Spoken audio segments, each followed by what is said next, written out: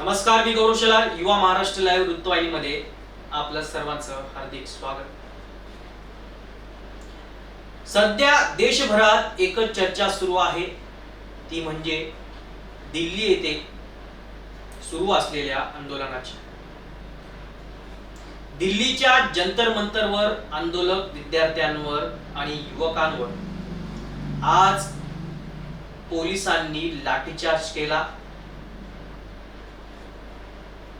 हा गंभीर प्रश्न सध्या संपूर्ण देशात उपस्थित केला जात आहे.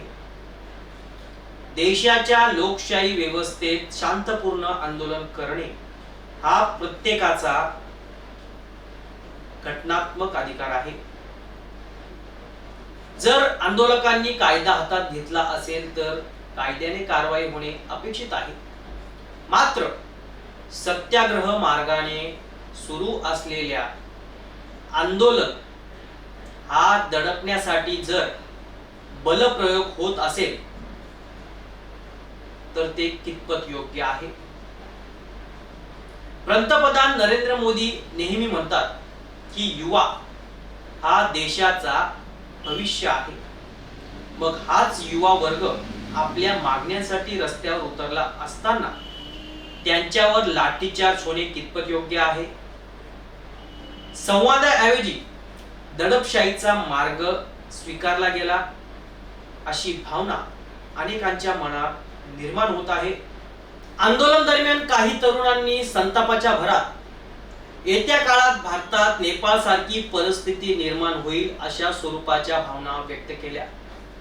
अशा भावना व्यक्त होणे हे सरकारसाठी आणि समाजासाठी चिंतेचा विषय आहे. कोणत्याही प्रकारची हिंसा किंवा अस्थिरतेची भाषा योग्य ठरू शकत नाही. पण अशा भावना का निर्माण होत आहेत याचा गांभीर्याने विचार करणे गरजेचे आहे. सरकारने आंदोलकांचे म्हणणे शांतपणे ऐकावे, संवाद साधावा आणि लोकशाही मार्गाने तोडगा काढावा. कारण लाठीने आंदोलन मोडता येईल पण मनातील असंतोष संपणार नाही. आज देशातील युवकांना संघर्ष नको आहे, त्यांना संधी हवी आहे. त्यांना आश्वासने नव्हे तर विश्वास हवा आहे. मोदीजी आता तरी डोळे उघडा. देशाचा युवा हा विरोधक नसून तर तो देशाची ताकद आहे. त्या ताकदीशी संवाद साधा, संघर्ष नाही.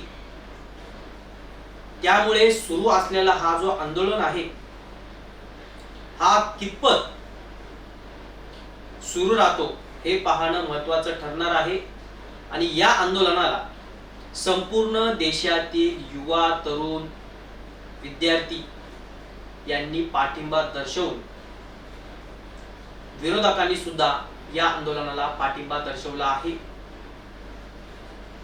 मात्र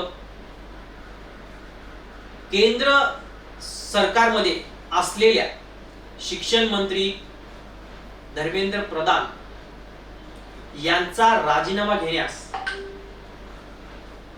केंद्र सरकारला का लाज वाटते हे मात्र गुलदस्त्यात आहे.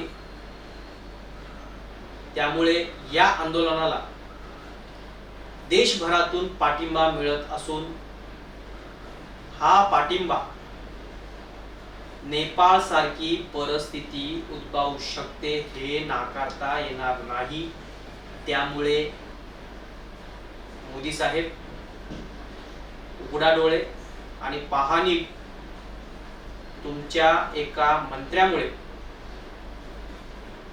संपूर्ण भारत देश हा नेपाळ होऊ शकतो. एवढंच या संवादातून तुम्हाला सांगायचं आहे.